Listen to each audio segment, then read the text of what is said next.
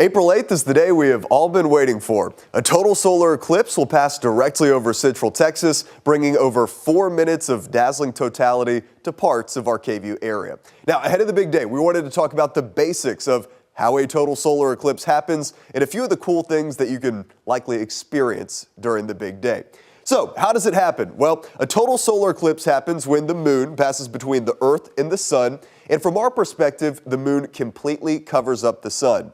As this is happening, the moon casts a direct shadow on the Earth, and it is this direct shadow which gives us the path of totality.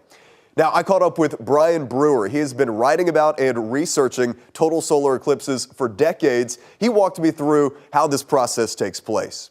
They don't happen every month when we have a new moon because usually the moon is a little too high or too low and the shadow passes above or below the Earth.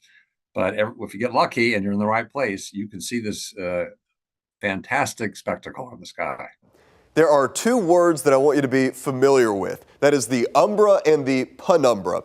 The umbra, this is the direct shadow of the moon. This is what creates the path of totality, and again, this is what moves directly over central Texas. The penumbra is the more indirect shadow of the moon, and this is what creates the partial solar eclipse outside of the path of totality. So now you have the basics. Let's talk about what to expect and when to expect it. In downtown Austin, the partial solar eclipse will begin around 12:17 in the afternoon on April 8th.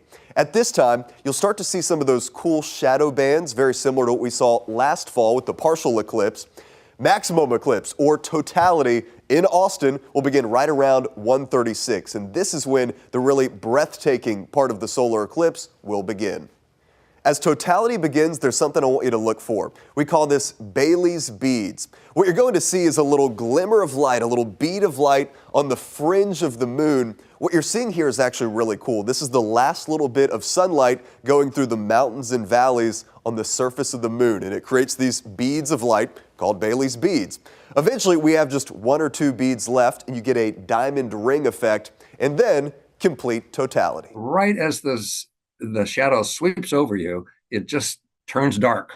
You know, it's a dramatic change. You won't miss it. And you look up and you see this beautiful view of the solar corona. But it's kind of like a primal fear. It's a sort of a body reaction like, whoa, it's getting dark in the middle of the day. So what is this? Something's wrong. Something's amiss here. And you can imagine how people in ancient cultures who weren't prepared for this, how it might have been very frightening. During totality, look up, and surrounding the moon, you'll see what looks like thin spider webs or cobwebs. This is actually the corona of the sun, or the outer atmosphere of the sun. This can only be seen by the naked human eye during a total solar eclipse. Also during totality, look up, and around the moon, you may see a few other cool celestial bodies. Just before totality, you'll start to see maybe some stars, and there will be several planets visible during totality on this one. Venus and Jupiter are a few. There's resources online that'll show you exactly what you're going to see, and a few stars as well.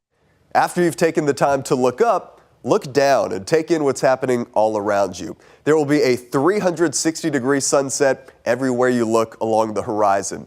The temperature will also drop. It could drop by over 10 degrees.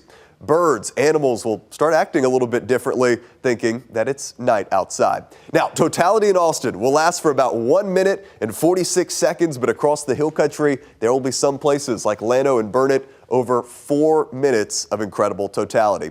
So now you know not only the basics of how a total solar eclipse happens, but you know a few of the cool things to look out for on the big day.